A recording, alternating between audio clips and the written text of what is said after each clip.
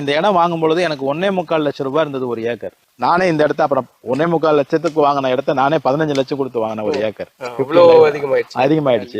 தேவயானி கூட ஒரு 4 time 3 time வந்திருந்தா பெரிய விஷயம். வரமாட்டாங்க. இல்ல இங்க வந்து இவ்வளவு அடர்த்தியான வட்டத்துல அவங்களுக்கு வரதுக்கு அச்சம் இருக்கும். பாம்பு தன்னை மேல இருந்து தப்புன்னு தன்னால விழுவும். இங்க மரங்கள்ல பாம்பெல்லாம் இருக்கும். 180 ஏதோ ஒரு பிளாட் போட்டு விற்பனை செய்யப்பட்ட இடம், விற்பனைக்காக தயார் பண்ண இடம். ஆமா, சரியா விற்பனை ஆகல.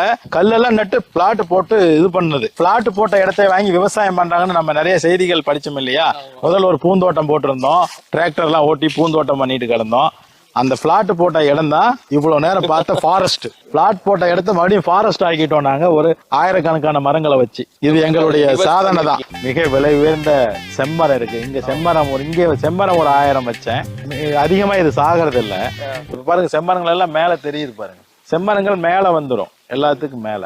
எண்ணெய் இருக்கு, கொய்யா இருக்கு, பாக்கு இருக்கு, எலுமிச்சை இருக்கு. செம்மரம் 1000 நட்டேன் சார். ஏன்னா இதெல்லாம் நடுறதெல்லாம் வந்துடாது, அதனால அப்படி நடுவோம். சில சமயம் வந்துடும். ஊடு பயிர் அப்படின்னு சொல்லுவோம். இப்ப கொய்யா 400 வச்சிருக்கிறோம்னா தென்னை 400 கொய்யா 400 ஒரே 4 ஏக்கர்ல வைக்க முடியாது.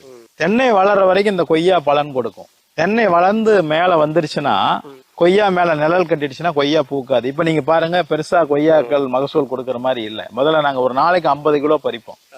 ஆக இது ஒரு ஊடு பயிரா நம்ம பண்ணுவோம். ஓரத்துல எல்லாம் லெமன் நட்டுருக்கிறோம்.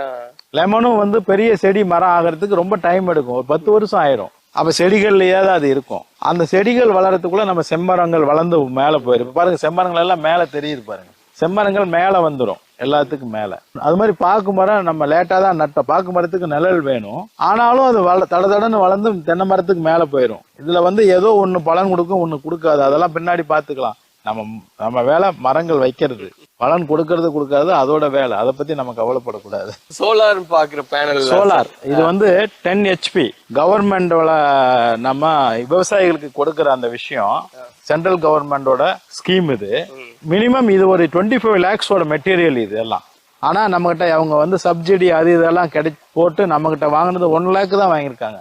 நாங்க தண்ணி இப்ப இந்த செடிகளுக்கு மரங்களுக்கு தண்ணி விடுறதுக்காக ஒரு குளம் நமக்கு வேணும். எப்படியும் அது தண்ணி பாருங்க ஊத்திட்டே இருக்குல்ல, அங்க எங்கிருந்து தண்ணி வந்து இதுல ரம்பிக்கிட்டே இருக்கும். இதுல இருந்துதான் மரங்களுக்கு செடிகளுக்கு தண்ணி போயிடும். அப்படி இருக்கும் பொழுது நாங்க அதை பாதுகாப்பா அந்த இலைகள்லாம் உள்ள வலை போட்டு வைக்கிறோம். வெறும் தண்ணியா இல்லாம அதுக்குள்ள மீன்கள் எல்லாம் கூட விட்டு இருக்கிறோம். மீன்களுக்கு பாதுகாப்பா வளையாது. மீன்களும் பாதுகாப்பு தான். ஏன்னா இந்த குக்குகள் வந்து மீன்களை கொத்திட்டு போயிடும். நான் இந்த இடம் வாங்கும் பொழுது எனக்கு 1.25 லட்சம் ரூபாய் இருந்தது ஒரு ஏக்கர். 2 லட்சம் கூட இல்ல.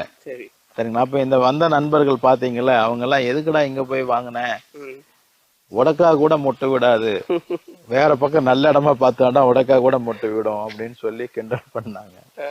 வேற வழி இல்ல, புளியங்கொட்டையை வாங்கி அங்கங்க இறைச்சி விட்டுரு, புளிய மரம் தானா முளைச்சுக்கும், நீ தண்ணியோட தேவையில்லை அப்படின்னாங்க. அந்த மாதிரி இடம். அதுக்கு பிறகு நான் போரெல்லாம் போட்டு ரெடி பண்ண உடனே இந்த லேண்டெல்லாம் விலை ஏறிடுச்சு. நானே இந்த இடத்த அப்புறம் 1.25 லட்சத்துக்கு வாங்கின இடத்த நானே 15 லட்சம் கொடுத்து வாங்கின ஒரு ஏக்கர். அதிகமாயிடுச்சு.